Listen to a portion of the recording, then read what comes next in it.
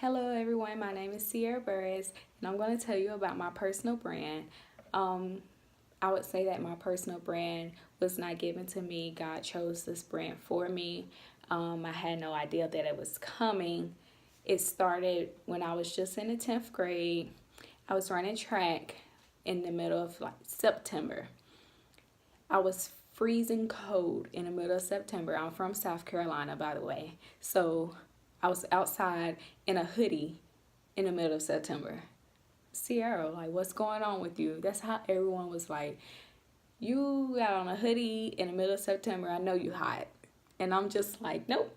I have chill bumps all over my body. I'm freezing cold. My mom took me to the doctor eventually, and they were telling me that my iron was low. So I started taking more iron pills, trying to build up my iron. Eventually, I was not getting any better. I started having chill bumps still. I was so weak I couldn't get out of the bed in the morning. I was missing school. I was not eating. I didn't want to be bothered. You could not touch me. My entire body was in so much pain that if you pointed a finger on me, I would go crazy. Eventually, my mom took me to the doctor again, and he would still just send me out of the door saying that I had the flu this time. I had flu-like symptoms. I knew it was more than the flu. That's when we started noticing that I had a rash across my nose, rashes on my fingers, on my toes, everywhere.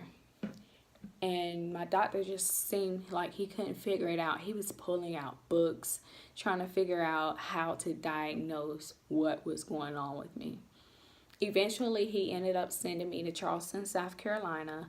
I started going to the Medical University of South Carolina, where I was diagnosed with lupus on October 9th, 2009. I've been living with it ever since. It's a non-curable chronic illness that attacks your body. You have no control over when it's going to attack. I take thousands of pills every day. They help, but sometimes it's just like, oh, well, this year I'm going to give you a flare-up. But it didn't stop me from graduating high school. So I graduated high school in 2012. I ended up going to college and attending college at Coastal Carolina University. In college, that's where I first started opening up with my lupus. I joined a pageant, and for my talent, I did a monologue. It was Lupus versus Sierra. Lupus was trying to tell Sierra that lupus had control over her and there was nothing that she was going to do. But Sierra knew, I knew that I had control over lupus. Lupus did not have control over me.